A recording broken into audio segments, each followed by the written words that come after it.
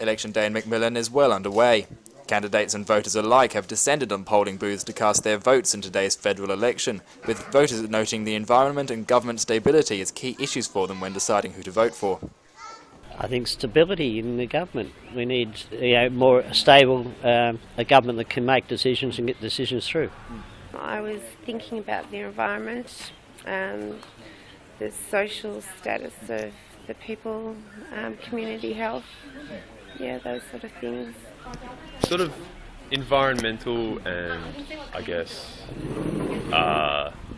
social justice kind of things. So I guess gay marriage and keeping the carbon tax and things like that, I guess, yeah. Sitting Liberal MP Russell Broadbent says he is interested to know how he will poll in Pakenham. Oh, well, Pakenham's a new area. There's 6,000 new voters. There's no past of how they vote in previous elections. So, we're interested to see how the day pans out in Pakenham. Do you feel confident about how you'll go in this election? No, McMillan's a marginal seat, and we won't know till 7 o'clock tonight as to what the trend is in McMillan. Now, your how to vote card is interesting. You go down. It's effectively almost a donkey vote from your name onwards. You put Labor second. What was the thought process that went into making that decision to go for that? We want to make it as easy as possible for people to vote for Russell Broadbent. That's why we made our card very simple. Our preferences don't get counted or don't get shifted. If they do, have already lost the election. And Anthony Nouse is interested in how the minor parties will go. I think we'll do well in other years. I think we'll squeeze the margin. I think having 13 people on the ballot will increase error on both sides, but it will make it closer, I would argue.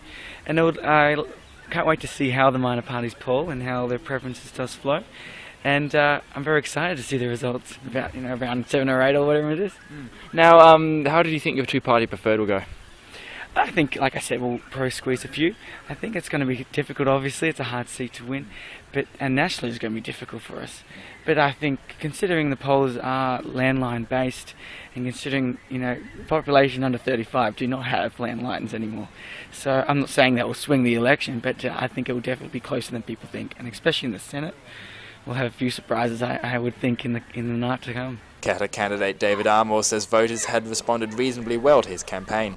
The response has been pretty good because, let's face it, there's 13 candidates there, so a lot of people are still having a bit of a look. We understand there's probably a third of the people that still aren't 100% sure, but there's over 20,000 people already voted in McMillan before the doors opened this morning, so that means there's already a fifth of the people that have voted and made up their minds. So it's quite interesting. Some people are taking the forms, other people have already made up their mind and just marching straight in to do their vote.